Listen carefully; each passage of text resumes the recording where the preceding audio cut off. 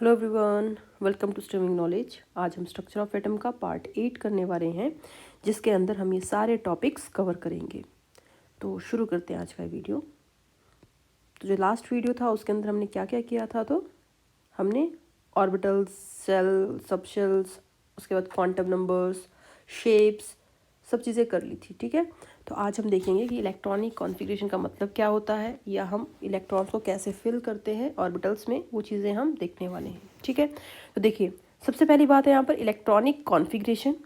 तो electronic configuration होता क्या है, तो हम क्या करते हैं, इलेक्ट्रॉन्स को अलग अलग ऑर्बिटल्स में अरेंज करते हैं। ठीक है, तो हम क्या बोल सकते हैं, इलेक्ट्रॉनिक कॉन्फ़िगरेशन क्या है, अरेंजमेंट ऑफ इलेक्ट्रॉन्स है इन वेरियस ऑर्बिटल्स। क्या बोल दिया, arrangement of electrons in various orbitals को हम क्या बोल देंगे, इलेक्ट्रॉनिक कॉन्फ़िगरेशन। ठीक है, तो देखिए ऑलरेडी हम देख चुके हैं कि जब हमारे पास ये न्यूक्लियस है, जो हमारा फर्स्ट शेल होता है उसमें एक सब शेल होता है, फिर जब हमारे पास सेकंड शेल होता है तो उसके अंदर दो हमारे पास सब सेल्स होते हैं। ठीक है, फिर जब तीन होते हैं तो क्या होता है, उसमें तीन होते हैं। राइट, ये ऑलरेडी हम कर चुके हैं। ठीक है, वही यहाँ पर लिखा हुआ है, ये जो फर्स्ट सब शेल होगा उसमें हमारे पास 1s होगा, सेकेंड में 2s और 2p होगा, थर्ड शेल के अंदर 3s 3p 3d होगा, फोर्थ सेल में 4s 4p 4d 4f होगा। यही मतलब है यहाँ पर। लेकिन देखिए बात आएगी कि कौन सी ऑर्बिटल को हम पहले फिल करेंगे, कौन सी हम बात मतलब कौन सी ऑर्बिटल जो है सब सेल के हम पहले फिल करेंगे, कौन सी ऑर्बिटल्स को हम बाद में फिल करेंगे। और एक और चीज़ आपको ध्यान रखनी है, कौन सी वाली, कि हर ऑर्बिटल में 2 इलेक्ट्रॉन मैक्सिमम पॉसिबल हैं। ठीक है, एक ऑर्बिटल में 2 ही इलेक्ट्रॉन मैक्सिमम पॉसिबल हैं, उसके ऊपर आपको नहीं भरने हैं। ठीक है, अब देखिए अगली चीज़ कि जो इलेक्ट्रॉन फिल करेंगे वो किस चीज़ के अकॉर्डिंग करेंगे, तो उसके लिए हम क्या करेंगे, अफबाउ प्रिंसिपल का यूज़ करेंगे। ठीक है, अफबाउ प्रिंसिपल होता क्या है या बोलता क्या है, वो बोलता है कि जो इलेक्ट्रॉन्स होंगे उनको हम फिल करेंगे inside orbitals according to the increasing order of the energy. तो मैंने क्या बोल दिया यहाँ पर, इंक्रीजिंग ऑर्डर ऑफ एनर्जी। तो हमें क्या करना है कि जो इलेक्ट्रॉन्स हैं उनको ऑर्बिट के अंदर फिल करना है, but increasing order of energy of various orbital. मतलब जिस ऑर्बिटल की एनर्जी ज़्यादा होगी उसे हमें बाद में फिल करना है, जिस ऑर्बिटल की एनर्जी कम होगी उसे हमें पहले फिल करना है। इतनी सी बात है।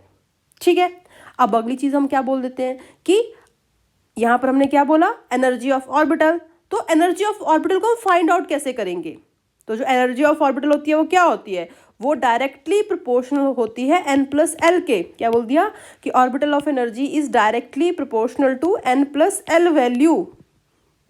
ठीक है, और जो n+l वैल्यू है उसको हम क्या बोल देते हैं, उसको हम बोहर-बरीज रूल भी कह देते हैं। ठीक है, उसको हम क्या बोलते हैं, बोहर-बरीज रूल भी कह देते हैं।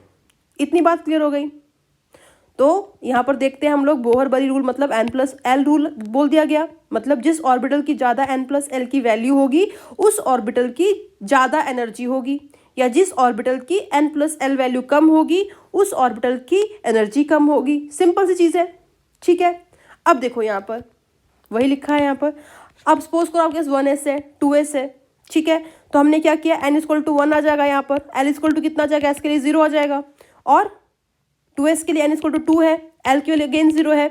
दोनों को ऐड कर दीजिए तो 1 आ गया, 2 आ गया। ज़्यादा वैल्यू किसकी है, 2 की है, मीन्स ज़्यादा एनर्जी किसकी होगी, 2s की होगी। तो यहाँ पर ग्रेटर का साइन लगा दिया हमने। ठीक है, इतनी बात क्लियर होगी।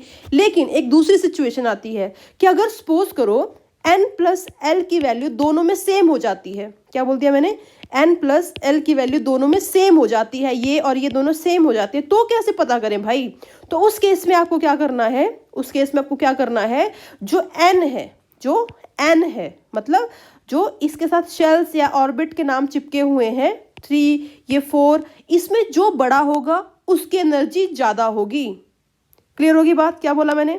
तो अगर n+l की वैल्यू सेम है तो जिसका n बड़ा होगा उसकी एनर्जी ज़्यादा होगी।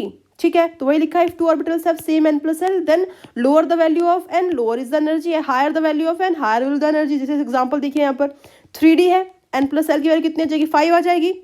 4p है, n+l की अगेन 5 आ गई, दोनों वैल्यूज क्या हो गई, सेम हो गई। तो आपको क्या करना है, n की वैल्यू देखनी है, जिसका n प्रिंसिपल क्वांटम नंबर ज़्यादा होगा वही क्या होगा, ज़्यादा एनर्जेटिक होगा। मीन्स यहाँ पर क्या हो जाएगा हमारे पास 4p जो है उसकी ज़्यादा एनर्जी हो जाएगी। आई होप क्लियर हो गया होगा, आसान सी चीज़ थी। ठीक है, आगे चलते हैं।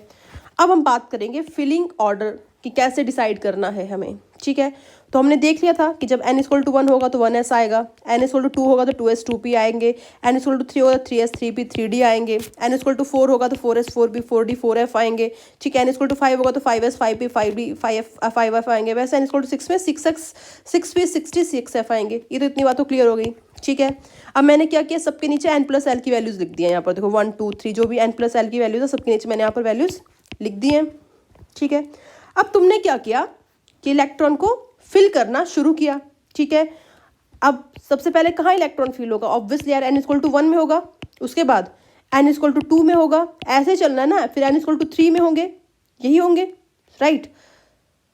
तो जब हम n=1 में करेंगे तो देखो 1s में कितनी ऑर्बिटल्स होती है, एक ही होता है, तो मतलब 2 इलेक्ट्रॉन से फिल कर सकते हो तुम। ठीक है, इसमें कितने हो सकते हैं, 2 इलेक्ट्रॉन हो सकते हैं।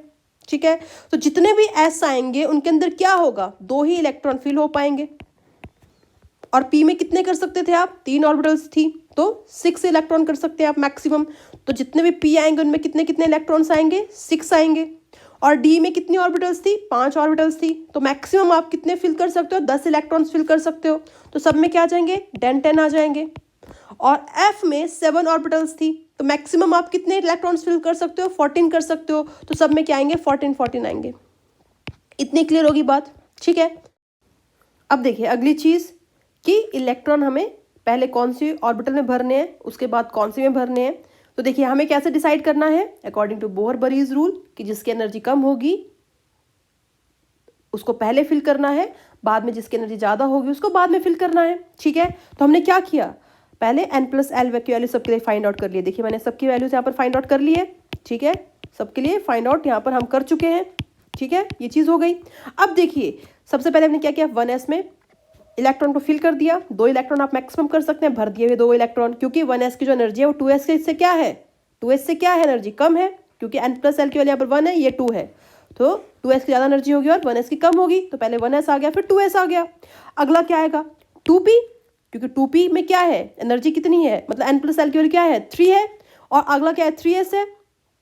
ठीक है, दोनों में n+l की वैल्यू कितनी है, 3 है, लेकिन जिसका n ज़्यादा होगा उसकी एनर्जी क्या होगी, ज़्यादा होगी, यही आप बोल सकते हैं। मीन्स 3s की एनर्जी ज़्यादा होगी और 2p की कम होगी। तो पहले 2p आ गया, फिर 3s हो गया। क्लियर हो गई चीज़, तो यहाँ पर सर्कल बना देते हैं ताकि आपको चीज़ें क्लियर हो जाए। तो 1s हमने कर लिया, 2s हो गया, 2p हो गया, 3s हो गया।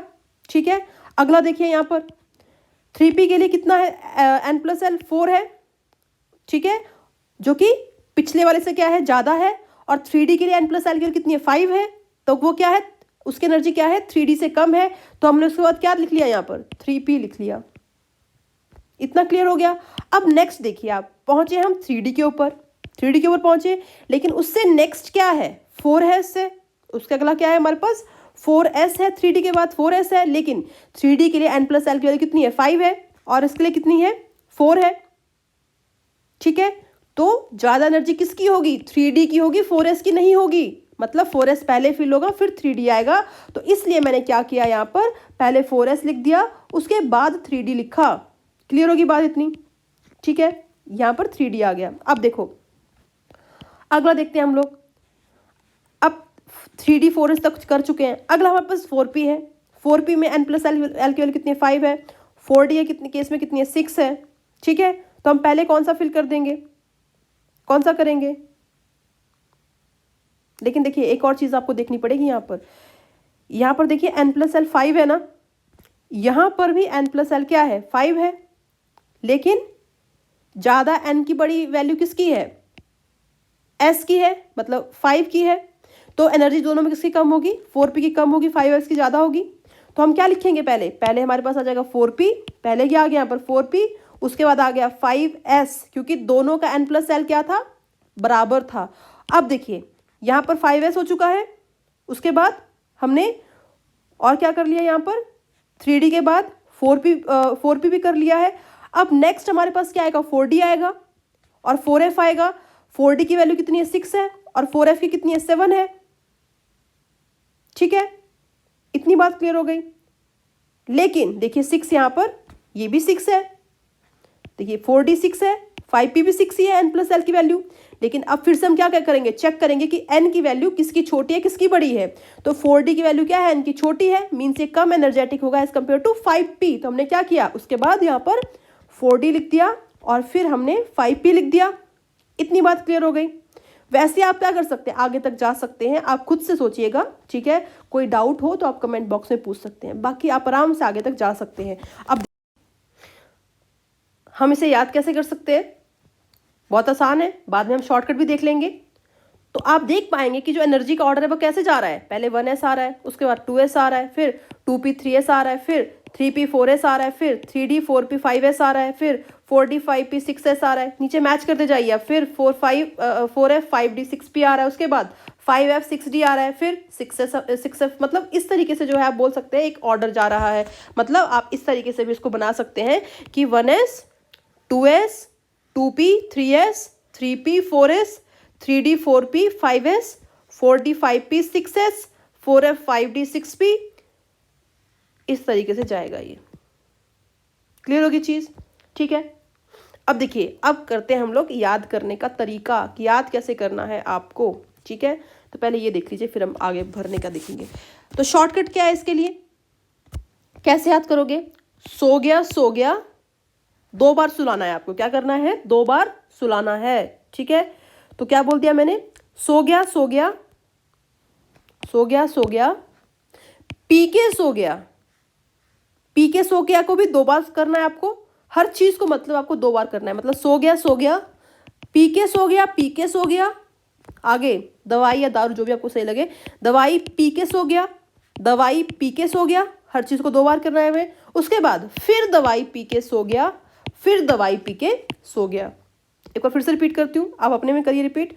सो गया पी के सो गया, दवाई पी के सो गया, उसके बाद फिर दवाई पी के सो गया, फिर दवाई पी के सो गया। क्लियर होगी बात। अब देखो, अब आपको क्या करना है, हमने किया था, क्या चीज की थी, अगर आपको याद हो कि जो S था, P था, D था, F था, G था, जो भी था, तो S जो होता है उसका N वैल्यू, मतलब N जो है वो कहाँ से शुरू होता है, 1 से। यही हमने किया था, ये 1 से शुरू होगा, P 2 से शुरू होगा, D 3 से शुरू होगा, F 4 से शुरू होगा, G 5 से शुरू होगा। ऑलरेडी हमने किया था, जब हमने क्या किया था, एजीम्यूथल क्वांटम नंबर किया था, ठीक है। हमने चेक किया था कि क्यों ये S जो है 1 से शुरू होगा, P 2 से शुरू होगा, D 3 से शुरू होगा। ऑलरेडी हम ये चीज़ कर चुके हैं, तो वापस मैं आपके लिए रिपीट नहीं करूंगी। अगर आपने रिवीजन नहीं किया तो प्लीज़ जाके एक बार रिवाइज करिए चीज़ों को, ठीक है। तो ये हो गया। तो आपको क्या करना है, ऑब्वियसली ऐसे शुरू करना है। कैसे करेंगे, देखो, S का 1 से शुरू करना है, उसका इसको क्या करते जाओगे आप, इंक्रीजिंग ऑर्डर में लिखते जाओगे। तो 1 हो गया, फिर 2 आ गया, उसके बाद 3 आ गया, फिर 4 आ गया, उसके बाद 5 आ गया, फिर 6 आ गया, उसके बाद 7 आ गया, फिर 8 आ गया। क्लियर होगी बात। वैसे क्या करो, P के लिए करो। P कहाँ शुरू था, 2 से शुरू हो रहा था, 2P, उसके बाद 3P, फिर 4P, उसके बाद 5P, उसके बाद 6P, उसके बाद 7P। क्लियर हो गया। उसके बाद D को क्या करो, 3 से शुरू करो। तो कैसे करोगे, कर लो यहाँ पर, कैसे होगा, तो तुम्हारा 3D, उसके बाद लेटर स्मॉल आएंगे, यार गलती से मैंने बड़े लिख दिए, लेटर सारे स्मॉल आएंगे, ठीक है। मैंने ऊपर वाले को देखकर दिया है, अदरवाइज सारे के सारे जो लेटर्स हैं वो स्मॉल रहेंगे, ठीक है। ये चीज़ आपको याद रखनी है। 3D, उसके बाद नेक्स्ट क्या आएगा इसमें, 4D, उसके बाद 5D, उसके बाद 6D। क्लियर होगी चीज़, ठीक है। अगला क्या आएगा तुम्हारे पास, F आएगा। तो F को कहाँ शुरू करना है, 4 से शुरू करना है, तो 4F, और फिर उसके बाद 5F। तो आपको इस तरीके से इनको फिलिंग करनी है, और इस तरीके से आप क्या कर सकते हो, याद कर सकते हो, ठीक है। बहुत आसान तरीका है। इन सबको आपको स्मॉल लेटर्स में लिखना है, ठीक है। इस चीज़ का ध्यान रखिएगा, स्मॉल लेटर्स आएंगे सारे के सारे, ये वो मैंने गलती से यहाँ पर लिख दिए हैं, ठीक है। तो ये हो गया। अब देखिए, अब हम कर चलते हैं कि आपको फिलिंग कैसे करनी है। ये भी मैं आपको बता चुकी हूँ कि S में मैक्सिमम 2 इलेक्ट्रॉन्स हो सकते हैं, P में 6 हो सकते हैं, D में 10 होंगे और F में 14 होंगे, ठीक है। तो आपके पास यहाँ पर देखिए कुछ एक एग्जाम्पल्स हैं, 20 तक है ये सारे। तो हमारे पास इलेक्ट्रॉनिक कॉन्फ़िगरेशन कुछ इस तरीके से है। सो गया, पी के सो गया, दारू पी के सो गया, और फिर दारू पी के सो गया, फिर दारू पी के सो गया। ठीक है, तो घर कर लेते हैं। अब देखिए हाइड्रोजन का एटॉमिक नंबर कितना होता है? 1। और आपको पता है कि इलेक्ट्रॉनिक कॉन्फ़िगरेशन में हम किसकी फिलिंग करते हैं? इलेक्ट्रॉन्स की फिलिंग करते हैं। क्या करते हैं? इलेक्ट्रॉन्स की फिलिंग करते हैं। ठीक है, ये चीज़ हो गई। तो आपको इलेक्ट्रॉन को भरना है पहली चीज़। तो न्यूट्रल एटम के लिए जो इलेक्ट्रॉन्स होते हैं वो किसके बराबर होते हैं? एटॉमिक नंबर के बराबर होते हैं। ऑलरेडी हम कर चुके हैं। तो अगर हमारे पास हाइड्रोजन 1 है तो नंबर ऑफ इलेक्ट्रॉन्स कितने हो गए? 1 हो गए। तो हम कैसे भरेंगे? तो 1s सबसे पहले तो 1s में क्या करो, यहाँ पर देखो 1s सबसे पहले, तो 1s में क्या करो, एक इलेक्ट्रॉन भर दो। तो ये इसकी क्या होगी? इलेक्ट्रॉनिक कॉन्फ़िगरेशन हो गई। हीलियम में 2 है तो मैक्सिमम इलेक्ट्रॉन कितने हो सकते हैं? इसमें 2 हो सकते हैं, भर दो यहाँ पर 2s। ठीक है, उसके बाद अगला चले, फिर देखो लिथियम। लिथियम कितना आएगा यहाँ पर? करें जरा, कितना जाएगा? तो 3 होता है। इसका मतलब क्या हुआ कि पहले आप 2 पूरा भर दोगे, उसके बाद एस पे जाओगे तो एस पे क्या आ गया? 1 आ गया। उसके बाद आ गया बेरिलियम आ गया। 4 भरने आपको तो 2, और क्या कर दिया आपने? 2 कर दिया। तो आपके पास क्या आ गया यहाँ पर? बेरिलियम आ गया। ठीक है, क्लियर है चीज़? अब देखिए अगर आगे चलते हैं हम लोग, तो अगला क्या है हमारे पास? बोरोन है। ठीक है, बोरोन में कितना आएंगे? 5 आएंगे। तो 2 कर दिया आपने, 2 कर दिया। और पी में कितना आएगा? सिर्फ 1 आएगा, हो जाएगा। अगला हमारे पास क्या है? कार्बन है, 6 है। तो 2 कर दिया, 2 कर दिया। और नेक्स्ट कितने आ जाएंगे? अगेन 2 आ जाएंगे। मैक्सिमम 6 हो सकते हैं पी में। अगला नाइट्रोजन है, 7 है। तो 2, 2 और 3 कर दिया। क्लियर है चीज़? ऑक्सीजन कितना है? 8 है। कर दो यहाँ पर फिर से 2, 2 और 4 कर दिया। अगला हमारे पास क्या है? फ्लोरीन है, 9 है। तो 2, 2, 5 कर दिया। अगला हमारे पास वो है नियॉन है। तो कितना हो गया हमारे पास? 2, 2, 6। ठीक है, क्लियर होगी बात? अब सोडियम है तो कितना आ जाएगा? 2, 2, 6, 1। ठीक है, वही ऑर्डर आपको फॉलो करना जो ऊपर लिखा हुआ है। ठीक है, जो हमारी ऑर्बिटल्स का या सबसेल्स का। ठीक है, Mg मैग्नीशियम है, 2, 2, 6, 2। एल्युमिनियम 2, 2, 6, 2। और यहाँ पर कितना आ गया आपके पास? 1 आ गया। क्लियर है चीज़? ठीक है, कितना आ गया? 1 आ गया। अब क्या करोगे? फिर से पी में जाएगा इलेक्ट्रॉन, तो कितने आ गए यहाँ पर? 2 आ गए। ठीक है, उसके बाद फॉस्फोरस आ गया हमारे पास, तो 2, 2, 6, 2, 3 आ गया। ठीक है, और सल्फर 2, 2, 6, 2। और यहाँ पर कितने आ गए? 4 आ गए। फिर 2, 2, 6, 2, 5, 2, 2, 6, 2, 6। उसके बाद 2, 2, 6 पोटाशियम, 2, 2, 6, 2, 6, 1। And last calcium 2, 2, 6, 2, 6, 2। तो आप इस तरीके से किसी की भी इलेक्ट्रॉनिक कॉन्फ़िगरेशन लिख सकते हो। बस आपको ये चीज़ पता होनी चाहिए। ठीक है, सिर्फ आपको ये चीज़ पता होनी चाहिए, बाकी आप किसी की भी इलेक्ट्रॉनिक कॉन्फ़िगरेशन लिख सकते हो। ठीक है, अब देखिए आपके लिए है, आपको क्या करना है? एटॉमिक नंबर 81 की लिखनी है। फटाफट आप खुद से लिखिए। ठीक है, मेरा अपना स्क्रीन पॉज करके खुद से लिखिए, फिर मेरा चेक करिएगा। तो लिखिए ज़रा। तो क्या कर देंगे? पहले सो गया, सो गया, पी के सो गया, पी के सो गया। उसके बाद दारू या दवाई पी के सो गया, दवाई पी के सो गया। ठीक है, फिर दवाई पी के सो गया। ठीक है, इतनी बात क्लियर हो गई। अब क्या करेंगे हम लोग? 1, 2, 3, 4, 5, फिर 6, 7। उसके बाद 2, 3 और उसके बाद 4, फिर 5, 6। क्लियर है? उसके बाद नेक्स्ट हमारे पास क्या आ जाएगा यहाँ पर? 3, फिर 4, 5 और 4। क्लियर होगी चीज़? मैं इसी को कॉपी पेस्ट कर देती हूँ और जगह पर भी, ताकि हमें बार बार ना लिखना पड़े। ठीक है, तो बट आप अपना दोबारा बार बार लिखिएगा ताकि आपकी प्रैक्टिस हो जाए। ठीक है, चलो मैंने सब में लिख दिया। ठीक है, तो ये हो गया हमारे पास। अब क्या करेंगे? फिलिंग कर। तो 81 तक जाना है हमें, तो कर दे जरा फिलिंग। तो कितना हो जाएगा? देखो 2, 4, उसके बाद 10, 12, 18, 20, 30, 36, 38, 48, 54, 56, 56 और 14 कितने हो गए तुम्हारे पास? 70 और 10 कितने आ गए तुम्हारे पास? 80 और उसके बाद 1। क्लियर है? तो इस तरीके से तुम फिल कर सकते हो। अगला देखिए 116 है। तो देखिए 6p तक हमारे पास कितने हो गए थे यहाँ पर, यहाँ तक मान लेते हैं। 5d तक कितने हो गए थे? 80 हो गए थे। ठीक है, 5d तक कितने हो गए थे यहाँ पर? 80 हो गए थे हमारे फिल। इसके आगे करके देख लेते हैं। तो 80 + 6 कितने आ जाएंगे? 86 हो जाएंगे। और 7s में 2 तो 88 हो गए तुम्हारे पास। लेकिन अभी हमें और आगे जाना पड़ेगा। तो फिर से आगे क्या जाएगा? फिर दारू पी के सो गया, फिर दारू पी के सो गया। लिख लो यहाँ पर, फिर दारू पी के सो गया। ठीक है, तो f क्या आ जाएगा? 5 आ जाएगा यहाँ पर। ठीक है, f क्या आ जाएगा? 5 आ जाएगा। और d के साथ क्या आ जाएगा यहाँ पर? 6 आ जाएगा। और p के साथ कितना आ जाएगा? p के साथ 6d आ गया। और p के साथ 7 आ गया और 8 आ गया। ठीक है, तो कितना आ जाएगा आपको? 5p कितना हो गया? 86, 88 हो गए। 88 के बाद क्या करिए, इसमें 14 ऐड कर दीजिए। तो कितना आ जाएगा यहाँ पर? 102, 102 आ गए यहाँ पर। ठीक है, 102 आ गए।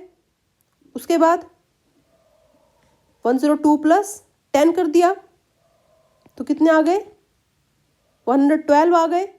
और +4 कर दिया p में, तो आपको यहाँ तक जाना है। ठीक है, क्लियर होगी बात? अब देखिए अगला देखते हैं। अगला क्या है हमारे पास? 55 है। तो ये करके देखना पड़ेगा। तो कितना आ जाएगा हमारे पास? कर लो फिर से। 2 2 4 10 12, उसके बाद 18 20 30 36 38 और उसके बाद 48 और 6 कितने हो गए? कितने हो गए? 48 6 54 और 1। क्लियर होगी बात? तो ऐसे आप इसकी फिलिंग कर सकते हो। ठीक है, अब देखते हैं अगला 25 है। तो बहुत आसान हो जाएगा। 2 2 4 10 12 18 20 30, ज़्यादा चले गए हम आगे, 20 और 5। ठीक है, 3d में कितना जाएगा? 5 आ जाएगा। तो इस तरीके से आप लिख सकते हो। ठीक है, ये चीज़ हो गई। अब देखो अगला हमारे पास क्या है यहाँ पर? 37 है। इसको देख लेते हैं। 24 है, इसको भी देख लेते हैं। तो देखो 37 करना है, कर लो यहाँ पर। कितना आ जाएगा? 2 4 10 12 18 20 30 36 और 37। ठीक है, तो 5s में क्या आ गया? 1 आ गया। इसको हटा देते हैं। अब देखिए इसका देखिएगा एक्सेप्शन एक्चुअली। ठीक है, क्रोमियम का क्या है यहाँ पर? एक्सेप्शन है। देखिए क्या होगा यहाँ पर? 2 2 10 12 18। ठीक है, 18, उसके बाद 18 20 और 4। देखिए ये होना चाहिए था ना, क्या बोला मैंने? ये चीज़ आपके पास होनी चाहिए थी, लेकिन ये चीज़ होती नहीं है। क्यों नहीं होती है? क्योंकि देखिए क्या होता है कि आप आगे चल के भी मैं आपको बताऊंगी कि जो हाफ फिल्ड और फुली फिल्ड जो ऑर्बिटल्स होती हैं दे आर वेरी स्टेबल। क्या बोल दिया मैंने? कि जो हाफ फिल्ड या फिर फुली फिल्ड जो ऑर्बिटल्स होंगी वो क्या होंगी? बहुत ही ज़्यादा स्टेबल होंगी। ठीक है, ये चीज़ हो गई। तो देखो यहाँ पर अगर हम क्या करें, 4s का एक इलेक्ट्रॉन यहाँ से हटाकर यहाँ पर डाल दें तो 4s क्या हो गया? हाफ फिल्ड हो गया। साथ साथ जो 3d था वो भी क्या हो गया? पूरा का पूरा हाफ फिल्ड हो गया। पूरा का पूरा हाफ फिल्ड हो गया, तो ये ज़्यादा स्टेबल होगा। ठीक है, इसलिए हम क्या कर सकते हैं? यहाँ पर क्या कर दीजिए? यहाँ पर 1 कर दीजिए। और यहाँ पर क्या आ जाएगा? यहाँ पर एक मिनट के रेड से करती हूँ मैं। ये 1 कर देंगे, ये 5 कर देंगे। ठीक है, तो ये सही है, ये गलत है। समझ में आई बात? ऐसा क्यों किया हमने? क्योंकि जो हमारे पास सिमेट्रिकल होती है या फिर आप बोल सकते हैं हाफ फील्ड या फुली फील्ड ऑर्बिटल्स होते हैं, दे आर वेरी स्टेबल। हम बाद में एक बार रीजन भी देख लेंगे इसका अच्छे से कि क्यों ये ज़्यादा स्टेबल होती है। फिलहाल बस इतना जान जाइए। ठीक है, अब देखिए अगली चीज़ हमारे पास क्या आती है? Hund's rule of maximum multiplicity. पहले यहाँ पर मल्टीप्लिसिटी का नाम जान लीजिए। क्या बोला गया है कि जिसकी मैक्सिमम मल्टीप्लिसिटी होगी वो हमें ऑर्डर फॉलो करना है या उस तरीके से हमें फिलिंग करनी है। ठीक है, अभी हम देखेंगे आगे, थोड़ा सा वेट करिएगा। तो पहली बात, मल्टीप्लिसिटी होती क्या है? तो 2 मॉड ऑफ s प्लस 1 को हम क्या बोल देंगे? मल्टीप्लिसिटी बोल देंगे। 2 मॉड ऑफ s प्लस 1, यहाँ पर s क्या होगा? टोटल स्पिन होगा। और टोटल स्पिन आप कैसे निकाल सकते हैं? n इंटू हाफ, क्योंकि एक सिंगल स्पिन क्वांटम नंबर की वैल्यू कितनी होती है? प्लस हाफ होती है या माइनस हाफ होती है ना, हमने किया था शायद स्पिन में। ठीक है, यही होती है। तो टोटल स्पिन कितना हो जाएगा कि सपोज करो आपके पास 5 इलेक्ट्रॉन है इस तरीके से। ठीक है, 5 इलेक्ट्रॉन्स है। ठीक है, या जो भी है पी के अंदर है, पी के अंदर 5 इलेक्ट्रॉन। तो आप क्या करेंगे? 5 इंटू 1/2 कर देंगे तो टोटल स्पिन आ जाएगा। ठीक है, तो एन क्या हो गया? Number of electrons, unpaired electrons. ठीक है, एन क्या आ गया यहाँ पर? अनपेयर्ड, सॉरी मैंने गलत वर्ड एग्जांपल दे दिया। यहाँ पर आपको क्या करना है? अनपेयर्ड लेने। ठीक है, तो total number of unpaired electrons into half लेना है। ठीक है, ये चीज़ हो गई। तो चीज़ आपको याद रखना है कि मल्टीप्लिसिटी का मतलब क्या है? 2s प्लस 1 है, जहाँ पर s क्या टोटल स्पिन है। और टोटल स्पिन आप कैसे फाइंड आउट करोगे? तो half into number of unpaired electrons को आप इंटू कर दोगे। ऐसा इसलिए होगा क्योंकि क्या होने वाला है, वैसे भी कर सकते हो, वैसे वो गड़बड़ नहीं था, वैसे भी हो सकता है, क्योंकि हाफ और माइनस हाफ आपस में कैंसिल हो जाते हैं एक्चुअली ना, वो हम देखेंगे अभी। ठीक है, तो क्या करेंगे हम? s को निकालने के लिए नंबर ऑफ अनपेयर्ड को 1/2 से इंटू कर देंगे। ठीक है, अब आगे चलते हैं। पहली बात कि जो हुंड्स रूल है वो बोलता क्या है? हुंड्स रूल क्या बोलता है कि पहले आप क्या करोगे? ऑर्बिटल्स को सिंगली फिल करोगे। क्या बोल दिया मैंने? पहले आप ऑर्बिटल्स को पूरा सिंगली फिल करोगे कुछ इस तरीके से, उसके बाद उसकी पेयरिंग करोगे। समझ में आई बात? क्या बोला कि पहले आप सारी ऑर्बिटल्स को सिंगली फिल करोगे, उसके बाद उसकी फिलिंग शुरू करोगे डबल करना। ठीक है, एग्जाम्पल देखो जरा, यहाँ पर आपके पास है 3p2 है। तो आपके पास क्या क्या ऑप्शन है कि आप एक तो इस तरीके से फिल कर दें, या फिर आप क्या करें? कुछ इस तरीके से फिल कर दें। हमेशा आपको हाफ हेडेड एरो से शो करना है। ठीक है, तो या तो आप इस तरीके से फिल कर दें या इस तरीके से फिल कर दें। तो सही क्या होगा? क्या सही होगा? तो हमारे पास ये चीज़ सही होगी, ये गलत होगी। ऐसा क्यों? क्योंकि हमने क्या बोला था कि जिसकी मैक्सिमम मल्टीप्लिसिटी होगी वो क्या हो जाएगा? हमें मतलब उस ऑर्डर में ऑर्बिटल्स को भरना है। देखिए अब इसमें चेक करते हैं, 2s प्लस 1 लिखा था हमने। ठीक है, और जो s है इसके इसमें क्या आ जाएगा? s यहाँ पर नंबर ऑफ अनपेयर्ड इलेक्ट्रॉन कितने हैं? 0 है। ठीक है, तो s की वैल्यू कितनी आ जाएगी हमारे पास? 0 आ जाएगी। ठीक है, तो टोटल मल्टीप्लिसिटी कितनी आ रही है? 1 आ रही है। यही आएगी ना, 1 आ जाएगी, राइट। अगर देखो इसको चेक करो जरा, कितना आएगा इसमें? 2s plus 1। ठीक है, और जो हमारे पास यहाँ पर जो s है, ठीक है, s यहाँ पर नंबर ऑफ अनपेयर्ड इलेक्ट्रॉन कितने? 2 है। तो क्या करोगे आप s फाइंड आउट करने के लिए? s कितना आ जाएगा? 2 इंटू हाफ कर दोगे तो कितना आ गया आपके पास? 1 आ गया। इसको रख दो 1 की वैल्यू को यहाँ पर, तो 2 इंटू 1 प्लस 1 कर दिया तो कितना आपके पास आ गया? 3 आ गया। तो देखो इस केस में 1 आई मैक्सिमम मल्टीप्लिसिटी, इस केस में कितनी आई? 3 आई। तो आप किस तरीके से भरोगे ऑर्बिटल्स को? इस तरीके से भरोगे। This is the right way. ठीक है, इतनी बात क्लियर हो गई। अब देखो अगला देखते हैं यहाँ पर। तो 3d5 है आपके पास। ठीक है, 3d5 को देखते हैं। देखो 2 तरीके हैं आपके पास, या तो आप ऐसे भर दो, ठीक है, या फिर आप क्या करो? इस तरीके से कुछ भर दो। लेकिन जब आप ऐसे भरोगे, ऊपर वाले तरीके से भरोगे, तो इसकी मल्टीप्लिसिटी फाइंड करें चला। देखो कितना आएगा? 2s प्लस 1 कर दिया मैंने, और s की वैल्यू क्या आ जाएगी? तो नंबर ऑफ अनपेयर्ड इलेक्ट्रॉन 1 है, इंटू क्या कर दिया आपने? हाफ कर दिया। तो कितना आपके पास आ गया? 1/2 ही आ गया। आपने यहाँ पर वैल्यू रखी, कितना आ जाएगा? 2 इंटू 1/2 आ जाएगा, प्लस 1 आ गया, तो 2 कट गया आपके पास। कितना आ गया यहाँ पर? 2 आ गया। तो मल्टीप्लिसिटी कितनी आ गई इसकी? 2 आ गई। नीचे वाले की फाइंड आउट करते हैं जरा, कितनी आगे देखते हैं। अब देखिए यहाँ पर क्या है, फिर से 2s प्लस 1 मैंने कर दिया, और जो s है उसकी वैल्यूज क्या आ जाएंगी यहाँ पर? n इंटू 1/2 मीन्स 5/2 आ जाएगा। ऊपर वाले में रख दीजिए तो आपके पास कितनी वैल्यू आ जाएगी? 6 आ जाएगी। तो देखिए इसमें कितनी थी मल्टीप्लिसिटी? 2 थी, इसमें कितनी है? 6 है। तो कौन सा पॉसिबल होगा? कौन सा होगा? ये वाला पॉसिबल होगा, सेकंड वाला। फर्स्ट वाला पॉसिबल नहीं होगा। वैसे आप बाकियों में भी कैलकुलेट कर सकते हैं। तो हम क्या बोल सकते हैं कि जो D6 होगा उसमें फिलिंग जो है इस तरीके से नहीं होगी, ये गलत तरीका है। फिलिंग का सही तरीका क्या है? पहले आप क्या करोगे? यहाँ पर सिंगली फिल कर लोगे कुछ इस तरीके से, ठीक है, उसके बाद उसमें पेयरिंग करोगे, ये तरीका होगा। ठीक है, P4 का भी हमने क्या करेंगे करके देख लेते हैं। P4 कभी भी ऐसे नहीं होगा, गलत तरीका है। वो कैसे होने वाला है? तो पहले आप उसको क्या करोगे? सिंगली फिल करोगे, कर लो यहाँ पर। तो ये मैंने सिंगली कर लिया, उसके बाद आप पेयरिंग करोगे। तो आप मल्टीप्लिसिटी खुद से चेक कर सकते हैं कि मल्टीप्लिसिटी किसकी ज़्यादा है, तो हमेशा इन्हीं की आएगी। ठीक है, ये क्लियर हो गई चीज़। ठीक है, तो वही यहाँ पर लिखा हुआ जो मैंने आपको एक्सप्लेन किया कि 2s+1 करेंगे आप, s इसको टोटल स्पिन करेंगे, s इसको n इंटू हाफ कर देंगे, नंबर ऑफ अनपेयर्ड इलेक्ट्रॉन। तो 3d5 के केस में आप ये खुद से कर लीजिएगा अटैम्प्ट, मैं आपको एक्सप्लेन कर चुकी हूँ, मुझे बताने की ज़रूरत नहीं है। ये आपके लिए आप बोल सकते हैं घर पे प्रैक्टिस करने के लिए क्वेश्चन है। ठीक है, ये आप खुद से प्रैक्टिस करिएगा। ये हो गया, थोड़ा सा आगे बढ़ते हैं। अगला हमारे पास क्या आता है, पॉली एक्सक्लूजन प्रिंसिपल। अब देखो पॉली एक्सक्लूजन प्रिंसिपल ने क्या बोल दिया कि अगर सपोज करो एक ऑर्बिटल में 2 इलेक्ट्रॉन है, क्या बोल दिया मैंने, एक ऑर्बिटल में 2 इलेक्ट्रॉन है। ठीक है, ये हो गया हमारे पास इलेक्ट्रॉन 1, ये हो गया हमारे पास इलेक्ट्रॉन 2। तो इन 2 इलेक्ट्रॉन्स के, या अगले में भी सपोज करो एक इलेक्ट्रॉन है, मीन्स 3 इलेक्ट्रॉन्स हो गए। तो मतलब इन इलेक्ट्रॉन्स के जो हमेशा क्या होने वाला है, हमेशा इनके जो क्वांटम नंबर्स होंगे 4 जो हमने पढ़े थे, उनकी वैल्यूज कभी भी पूरी तरह से मैच नहीं करेगी।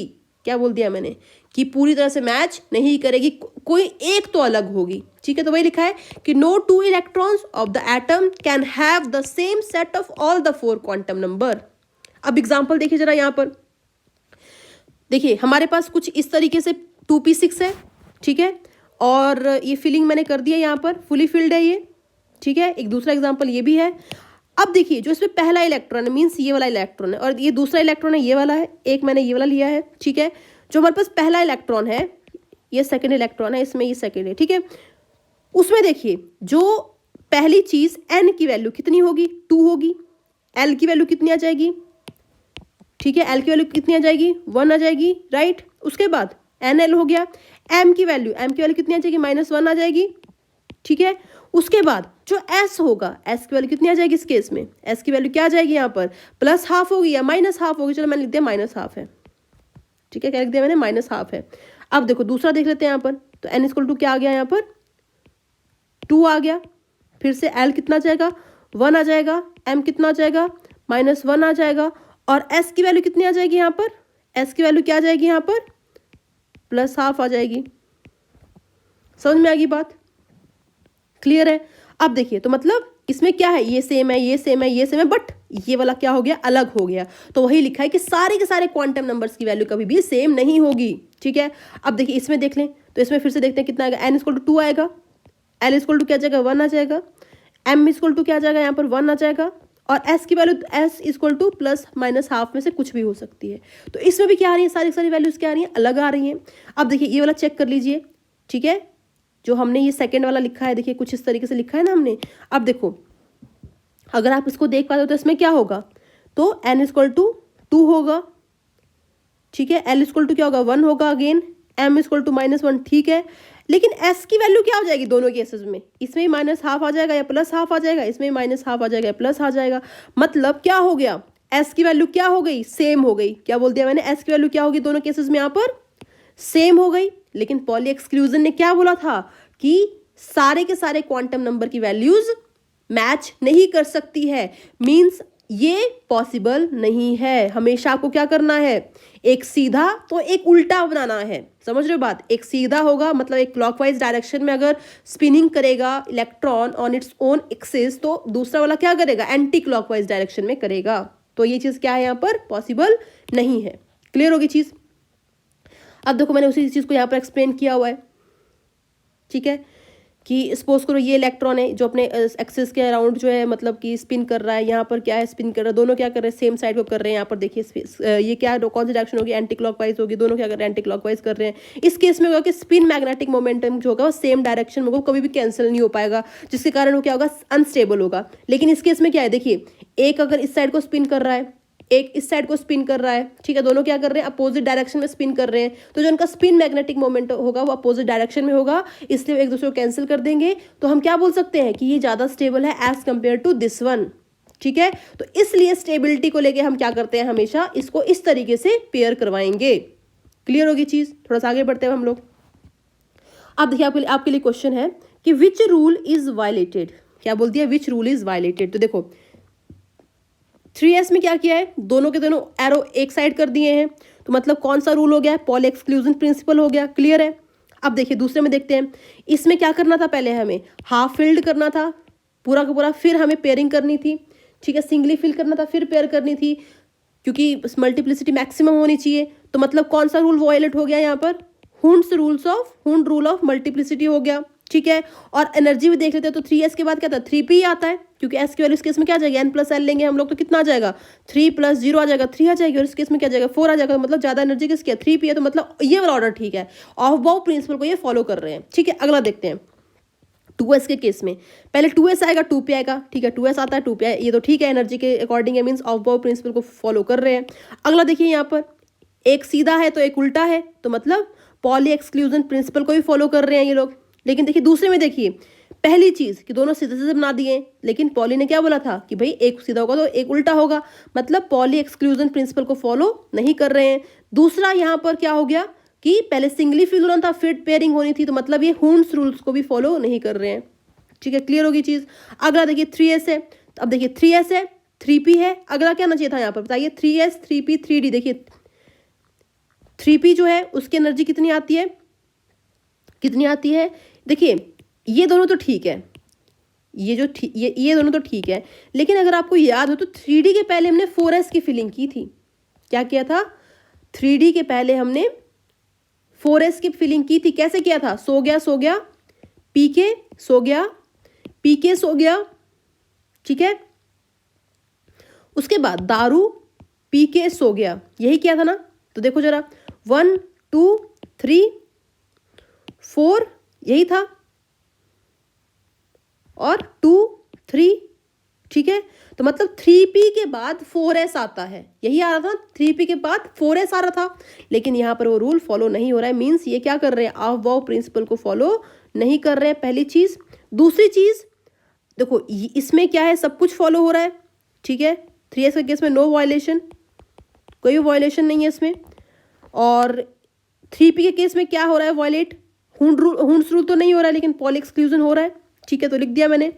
और लास्ट वाले में क्या है, 3d वाले में तो कोई और रूल तो वायलेट नहीं हो रहा है, बट कौन सा हो रहा है, ऑफ बाउ प्रिंसिपल हो रहा है, ठीक है। क्लियर होगी चीज़, ठीक है। तो इस तरीके से आपको अटेम्प्ट करना था। अगला क्वेश्चन देखते हैं यहाँ पर, right the 4 set of quantum number for the last and second last electron of electron, ठीक है। हमें क्या करना है, सारे के सारे जो क्वांटम नंबर की वैल्यूज है वो लिखनी है, ठीक है। किसके लिए, लास्ट इलेक्ट्रॉन के लिए एटॉमिक नंबर गिवन है Z=26, तो लिख लेते हैं Z=26 किसके लिए, आयरन के लिए लिख लिया हमने, 26 लिख लिया, यहाँ पर लिख लिया। अब सो गया pk सो गया, ठीक है। उसके बाद दारू या दवाई pk सो गया, और अब क्या करेंगे, 1s 2s 3s 4s and 5s कर लिया। अगला 2p 3p 4p और उसके बाद 3d कर लिया। अब फिलिंग करें जरा, तो कितना आ जाएगा, 2, उसके बाद 2 4 हो गए, फिर 10, फिर 12, उसके बाद 18, उसके बाद 20 और उसके बाद 6। क्लियर होगी चीज। तो लास्ट इलेक्ट्रॉन कहाँ फिल हो रहा है, कहाँ हो रहा है फिल, भाई क्लियर। अब तो यार 3d 6 में हो रहा है, ठीक है, तो 3d 6 में लास्ट इलेक्ट्रॉन फिल हो रहा है। तो लिख लें इसको, लिख लो भाई, ऐसे करके लिख लो, यहाँ पर डब्बा बना लिया मैंने ऐसे करके, ठीक है, 1 2 3 4 5, ठीक है। और क्या क्या वैल्यूज होंगी, m की वैल्यूज क्या क्या हो जाएंगी, -2 -1 0 1 2 यही होंगी। फिलिंग कर लेते हैं, तो 1 2 3 4 5 और एक उल्टा कर दो यहाँ पर 6, ठीक है। अब चेक करें कि क्या क्या वैल्यूज आएंगी इसमें। देखो पहली चीज जो हमारे पास यहाँ पर आएंगी वैल्यूज, इसमें जो लास्ट इलेक्ट्रॉन है वो कौन सा होगा, लास्ट इलेक्ट्रॉन कौन सा है इसमें, ये वाला इलेक्ट्रॉन क्या है, लास्ट है, ये वाला इलेक्ट्रॉन लास्ट है ना, ये वाला देखो। तो इसके लिए वैल्यूज क्या क्या आ जाएंगी हमारे पास, n क्या आ जाएगा, 3 आ जाएगा। उसके बाद l d के लिए कितना हो जाएगा, 2 हो जाएगा। उसके बाद m की वैल्यू क्या आ जाएगी, -2 आ जाएगी, ठीक है। और s जो है इसके बाद कुछ भी हो सकता है, ±½ ठीक है, ये चीज़ हो गई। और एक और बोला है last electron and second last electron, second last हमारे पास क्या हो जाएगा यहाँ पर, ये वाला हो जाएगा सेकेंड लास्ट, ठीक है। तो इसका भी लिख देते हैं। तो n की वैल्यू अगेन 3, l की वैल्यू कितनी आ गई, 2 आ गई, m की वैल्यू क्या आ गई, 2 आ गई, s की वैल्यू क्या आ गई, क्या आएगी यहाँ पर, एक ही आएगी, ठीक है, बट चलो कर देते हैं -12, एक दोनों में से वैसे कुछ भी हो सकता है, बट चलो -12 कर दिया मैंने, ठीक है। अब देखो ये हो गया, और तो हमने क्या किया 3d6 का भी यहाँ पर देख लिया, ठीक है। अब थोड़ा सा आगे बढ़ते हैं हम लोग। लिखा है right electronic configuration of Fe+2 26 and Fe+3 26। देखिए मैं आपको एक अटेम्प्ट करके बताऊंगी, बाकी आप खुद से अटेम्प्ट कर लेंगे, ठीक है। आसानी है, कुछ ज़्यादा नहीं करना है, तो आप खुद से भी इनको कर सकते हैं, ठीक है। तो ये मैं ऐसे कॉपी किया। तो पहला हमारे पास क्या है, देखिए यहाँ पर Fe+2 है, मतलब पहले Fe का एटॉमिक नंबर कितना था 26 था, लेकिन अब उसने लूज कर दिया तो कितने आ गए उसके पास 24 इलेक्ट्रॉन्स आ गए, 24 इलेक्ट्रॉन्स बचे ना। तो मैंने क्या किया कि जहाँ पहले उसके 26 थे, अब क्या हो गया 24 बचे, ठीक है। तो हमें क्या करना है, 2 इलेक्ट्रॉन्स को बाहर निकाल कर फेंक देना है। लेकिन अब आप क्या चीज़ ध्यान रखनी है, अगर आपको याद हो तो पहले न्यूक्लियस था, फिर क्या थी यहाँ पर n=1 था, फिर n=2 था, फिर n=3 था, फिर n=4 था। तो जब भी आपको इलेक्ट्रॉन्स रिमूव करने हैं तो हमेशा लास्ट वाले सबशेल से करने हैं या ऑर्बिटल से करने हैं। समझ में आ गई बात, क्या बोला मैंने? हमेशा क्या करने हैं आपको, लास्ट वाले सबशेल से करने हैं, उसके ऑर्बिटल से करने हैं, ठीक है। देखिए जो ये ऑर्डर है वो तो एनर्जी के हिसाब से है, ये तो एनर्जी के हिसाब से है, लेकिन अगर हम 4s 3d चेक करते हैं तो सबसे लास्ट वाला सबशेल कौन सा आएगा, 4s आएगा ना यार, 3d तो अंदर आएगा, 4s बाहर आएगा। तो हम किस में से रिमूव करेंगे, 4s में से करेंगे, 3d में से रिमूव नहीं करना है, ये चीज का ध्यान रखना है। एनर्जी और रिमूवल में फर्क है, तो हमारा जो रिमूवल होगा वो कहां से होगा, 4s के अंदर से होगा, ठीक है। तो लिख दें यहाँ पर, तो क्या आ जाएगा यहाँ पर, कुछ नहीं है, कर दो यहाँ पर, कितना आ जाएगा यहाँ पर, तो 3d 6 आ जाएगा एंड 4s 0 आ जाएगा, ठीक है। क्लियर होगी बात, ठीक है। अब देखिए वैसे जब आपको ये Fe+2 आ गया, ठीक है, और जो ये वाला था वो एक्चुअली न्यूट्रल था, ठीक है, न्यूट्रल था। वैसे आप क्या कर सकते हैं, Fe+3 का लिख सकते हैं, लिख लीजिए उसका भी। तो कुछ नहीं है भाई, कैसे आ जाएगा, कुछ नहीं, 3 इलेक्ट्रॉन्स को यहाँ से रिमूव कर दो, तो 2 तो पहले ही कर चुके थे तुम, तो 3d में से एक और कर दो तो 5 आ जाएगा, ठीक है। क्लियर है, तो हो जाने चाहिए अब तो एक काम करिएगा, जो बाकी के 2 क्वेश्चन है आप प्लीज़ खुद से अटेम्प्ट करके देख लीजिएगा, अगर बाई चांस कोई डाउट आता है तो आप पूछ सकते हैं, ठीक है। और बस एक चीज़ का ध्यान रखिएगा कि जब भी आपको रिमूव करना है तो आपको हमेशा लास्ट वाले सबशेल में से करना है, बीच में से नहीं करना है, ठीक है। जो बाहर होगा ऑब्वियसली वही रिमूव किया जाएगा, तो जब भी आपको रिमूव करा तो ध्यान रखना है, ठीक है। ये चीज़ हो गई। अब देखिए इसमें देखिए calculate the number of unpaired electrons, हमें क्या करने हैं, number of unpaired electron find out करने हैं। तो कैसे फाइंड आउट करोगे यार, देखो ये हमारे पास डब्बा बना दिया मैंने, यहाँ पर एस का एक ही होता है तो एक ही बनाया मैंने, ठीक है। तो इसमें कितने आ जाएंगे, एक ही है तो एक ही आ जाएगा, तो इसमें नंबर ऑफ अनपेयर्ड इलेक्ट्रॉन कितने हो गए, 1 हो गया। अब 4s2 है तो 4s में क्या आ जाएगा, 2 आ जाएंगे, तो नंबर ऑफ अनपेयर्ड इलेक्ट्रॉन कितने आ गए, 0 हो गए। वैसे Fe+2 का देख लें यहाँ पर, तो Fe+2 हमारे पास ये था ना, ठीक है, Fe+2 ये था, तो करके देख लेते हैं। जब भी आपको number of unpaired electron check करने हैं तो हमेशा आपको क्या करने हैं, लास्ट वाले सबशेल के चेक करने हैं, क्योंकि ऑलरेडी आपने जो फर्स्ट तो फिलिंग कर रखी है तभी तो आप आगे बढ़े हो, तो आपको हमेशा लास्ट वाले चेक करने हैं। कैसे चेक करोगे, चेक कर लेते हैं, 3d का चेक करना पड़ेगा हमें। तो 3d का जब चेक करेंगे तो आपके पास कैसे आएगा, तो मैंने यहाँ पर बना दिए इस तरीके से ऑर्बिटल्स, ठीक है। सॉरी यार डब्बा सही नहीं बना, ये बना दिया मैंने डब्बा 5, ठीक है। तो 6 भरने हमें, तो 1 2 3 4 5 एंड 6, तो कितने अनपेयर्ड आ गए, 4 आ गए, ठीक है। कितने आ गए हमारे पास, 4 इलेक्ट्रॉन्स जो हैं अनपेयर्ड आ गए, ठीक है। वैसे अगर Fe+3 देखेंगे तो कितना आएगा आपके पास, कितना किया था हमने 6 का कितना आ जाएगा, 5 आ जाएगा इस केस में, ठीक है। तो 6 इस केस में कितना आ जाएगा, 3d 5 आ जाएगा, और उसमें कितने हो जाएंगे, तो उसमें 5 अनपेयर्ड इलेक्ट्रॉन हो जाएंगे, ठीक है। उसमें कितने हो जाएंगे, 5 हो जाएंगे, तो 1 2 3 4 5, तो इसमें कितने आ जाएंगे यहाँ पर, 5 अनपेयर्ड इलेक्ट्रॉन आ जाएंगे। क्लियर होगी चीज़, तो ये चीज़ आपको याद रखनी, बहुत ही आसान था। अब थोड़ा सा आगे बढ़ते हैं हम लोग, मैग्नेटिक नेचर, ठीक है। तो इसमें देखिए 2 चीज़ें होती हैं, एक होता है डायमैग्नेटिक और एक होता है पैरामैग्नेटिक, ठीक है। तो जो डायमैग्नेटिक हमारे पास एलिमेंट्स होंगे, ठीक है, उसमें सारे के सारे जो इलेक्ट्रॉन्स होंगे वो पेयर्ड होंगे। क्या बोल दिया मैंने? डायमैग्नेटिक में सारे के सारे जो इलेक्ट्रॉन्स होंगे वो पेयर्ड होंगे। मतलब जब हम लास्ट हमने किया ये वाला, जैसे ये वाला था, ये क्या था? डायमैग्नेटिक था, और ये क्या हो जाएगा? पैरामैग्नेटिक हो जाएगा। ये क्या हो जाएगा? पैरामैग्नेटिक हो जाएगा। ये पैरामैग्नेटिक हो जाएगा। मीन्स डायमैग्नेटिक में सब कुछ पेयर होगा, लेकिन पैरामैग्नेटिक में at least one electron should be unpaired.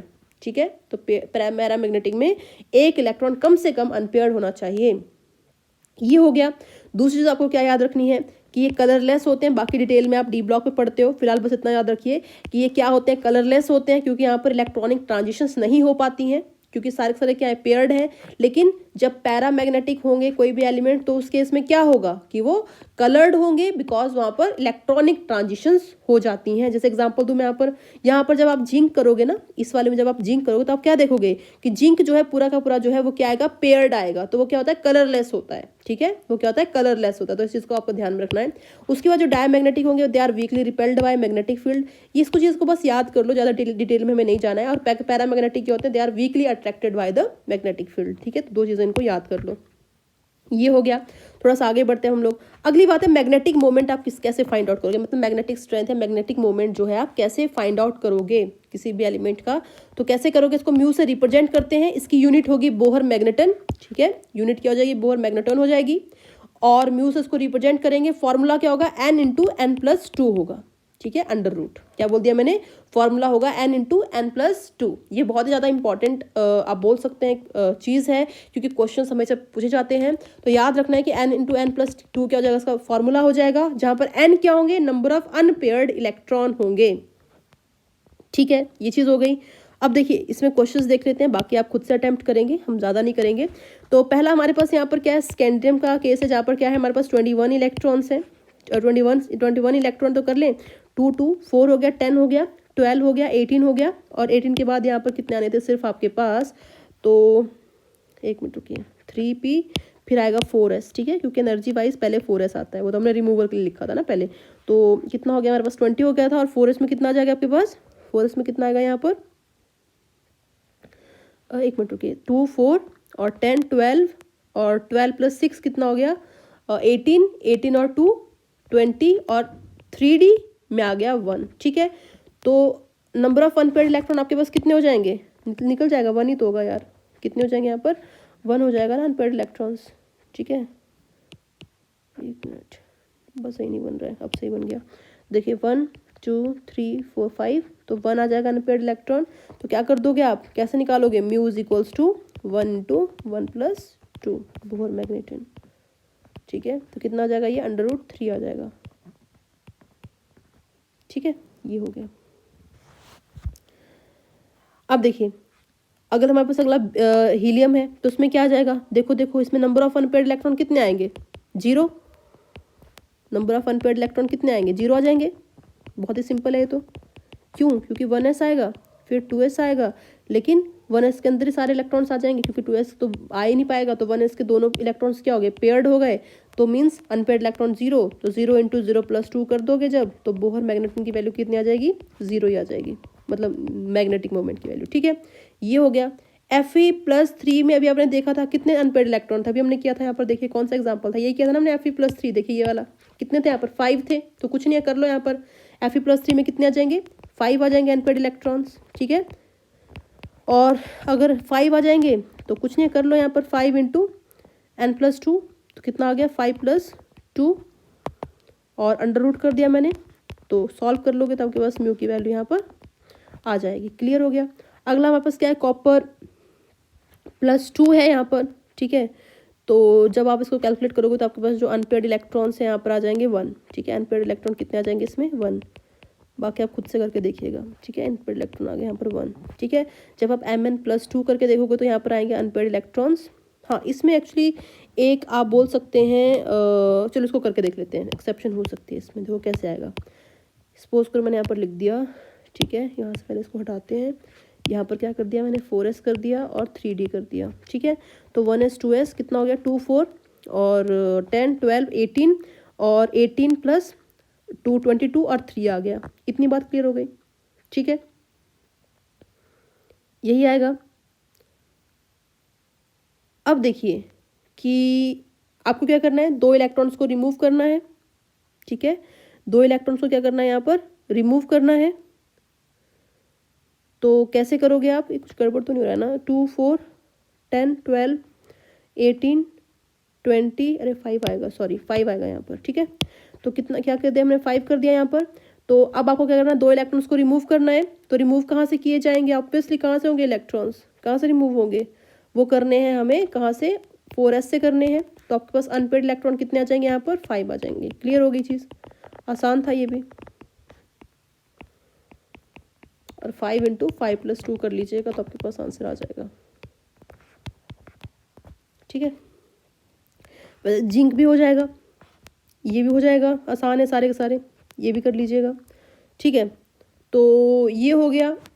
अब आपको किस बात का ध्यान रखना है यहाँ पर, कि जब भी आप रिमूवल करते हैं इलेक्ट्रॉन का या एडिशन करते हैं इलेक्ट्रॉन का, तो हमेशा कहाँ से होगा, वैलेंस सेल से होगा, मीन्स लास्ट वाले शेल से होगा।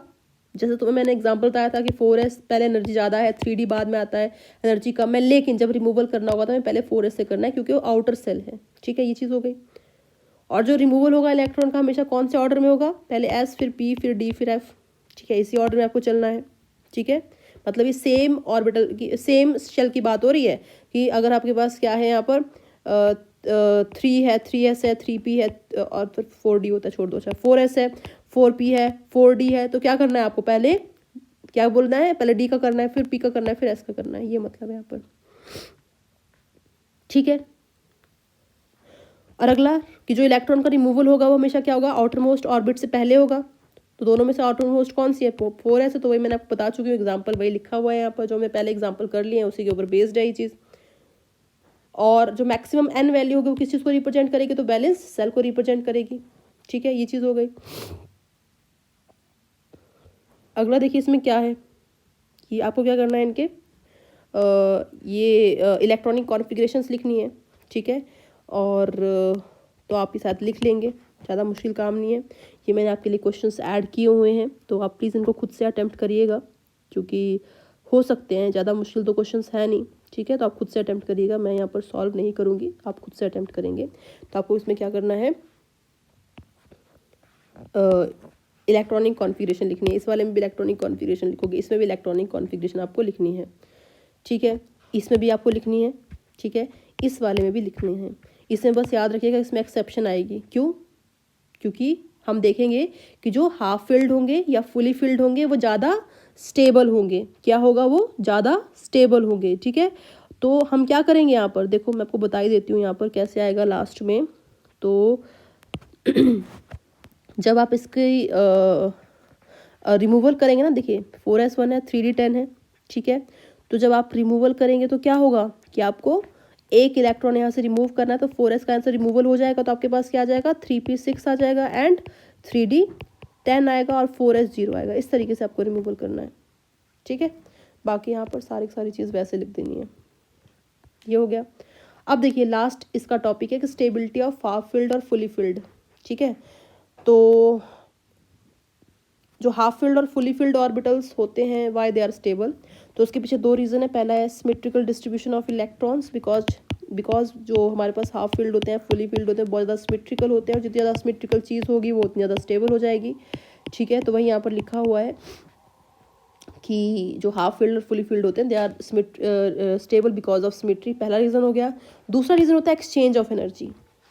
मतलब देखिए इसका मतलब क्या है यहाँ पर कि सपोज करिए यहाँ पर क्या है, सारे के सारे जो इलेक्ट्रॉन्स हैं हाफ फिल्ड है, यहाँ पर भी सारे के सारे क्या है, फुली फिल्ड है, ठीक है। इसका मतलब क्या हुआ कि अगर सारे के सारे जो ऑर्बिटल्स अगर हाफ फिल्ड होंगे, मीन्स उनकी सबकी क्या होगी, सेम एनर्जी होगी।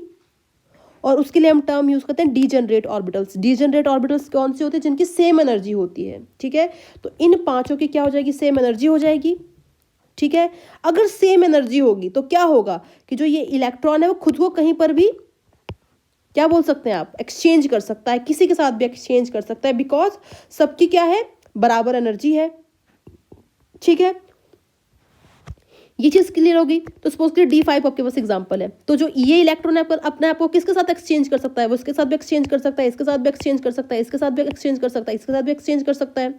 और जब वो खुद को किसी दूसरे के साथ एक्सचेंज करेगा तो वो क्या करेगा, एनर्जी को लिबरेट करेगा, एक्सचेंज एनर्जी बाहर निकालेगा। और आपको पता है कि जब भी एनर्जी बाहर निकलती है तो स्टेबिलिटी क्या होती है, बढ़ती है, स्टेबिलिटी बढ़ती है। तो क्या होगा कि हम क्या देखेंगे कि जब भी एक्सचेंजेस जो होंगे बहुत ज़्यादा होंगे तो स्टेबिलिटी ऑटोमेटिकली ज़्यादा हो जाएगी, बिकॉज ज़्यादा एक्सचेंज एनर्जी जो है बाहर निकलेगी। अब एग्जांपल देखें जरा, यहाँ पर देखिए आपके पास क्या है, एक D5 है, ठीक है, और एक दूसरा आप ले लीजिए D4 ले लीजिए, ठीक है, एक ले लिया D5 और एक ले लिया D4, ठीक है। अब देखिए होगा क्या, 1 2 3 4 5, ठीक है। अब जब मैंने D5 लिया, D5 के केस में कितने एक्सचेंजेस पॉसिबल है, ये वाला इलेक्ट्रॉन अपने आपको कहाँ कहाँ भेज सकता है, यहाँ भेज सकता है, या फिर यहाँ से एक्सचेंज कर सकता है, या फिर यहाँ से एक्सचेंज कर सकता है, या फिर यहाँ से एक्सचेंज कर सकता है। मीन्स ये कितने हो गए पहले वाले, पहले से 4 हो गए। वैसे जो सेकंड वाला है ये वाला, ये कितना जगह कर सकता है, तो यहाँ कर सकता है, यहाँ कर सकता है, यहाँ सकता है, तो 3 केसेस इसके हो गए। नेक्स्ट ये वाला कहाँ कहाँ कर सकता है, यहाँ कर सकता है, यहाँ कर सकता है, 2 इसके हो गए। उसके बाद ये वाला कहाँ कर सकता है, तो यहाँ कर सकता है, तो 1 इसका हो गया। तो कुल मिला के 10 एक्सचेंजेस जो है पॉसिबल है, ठीक है। लेकिन वहीं पर अगर हम D4 का एग्जांपल लेते हैं, तो D4 में क्या होगा, ये D4 मैंने बना दिया, ठीक है। तो जो ये वाला है वो कहाँ का एक्सचेंज कर सकता है, यहाँ करेगा, यहाँ करेगा, यहाँ करेगा, कितने हो गए, 3 हो गए। उसके बाद अगले वाले में 2 होंगे, उसके बाद अगले वाले में 1 होगा। तो टोटल एक्सचेंजेस कितने हुए, कितने हो गए, 6 हुए। मतलब कम एक्सचेंज एनर्जी जो है लिबरेट होगी, मीन्स लेस स्टेबिलिटी। तो हम क्या बोल सकते हैं कि जितनी ज़्यादा एक्सचेंज एनर्जी लिबरेट होगी उतनी ज़्यादा स्टेबिलिटी बढ़ जाएगी। तो वही यहाँ पर देखिएगा कि जब आपको कंपेयर करने के लिए बोला जाता है कि P6 P3 P2 में ज़्यादा स्टेबिलिटी किसकी होगी, अब तो आप कर सकते हैं ना यार, किसकी होगी, P6 ज़्यादा होगी, उसके बाद P3 की होगी, फिर P2 की होगी, बिकॉज P3 में एक्सचेंजेस जो होंगे वो ज़्यादा होंगे एज कम्पेयर टू P2। वैसे D10 फिर D5 फिर D4, ठीक है। और यहाँ पर देखिए एक फैक्ट जो आपको याद रखना है, ये सिर्फ एक फैक्ट है, एक्सपेरिमेंटल चीज़ है, कि जो P6 होता है वो ज़्यादा स्टेबल है एज कम्पेयर टू D10 फिर P3 फिर D5। तो इस चीज़ को याद करना इंपॉर्टेंट है, याद कर लीजिएगा, P6 D10 उसके बाद P3 D5, ठीक है। ये ऑर्डर आप याद रखिएगा। तो बस अभी हम इतना ही करेंगे, अब बस एक टॉपिक रहता है, तो नेक्स्ट वीडियो के अंदर ये चैप्टर फिनिश हो जाएगा। और नोट्स के लिए आप मेरे टेलीग्राम चैनल को सब्सक्राइब कर लीजिए, साथ ही साथ मेरे इस चैनल को भी सब्सक्राइब करिए, और हो सके तो जितना जल्दी ज़्यादा हो सके तो शेयर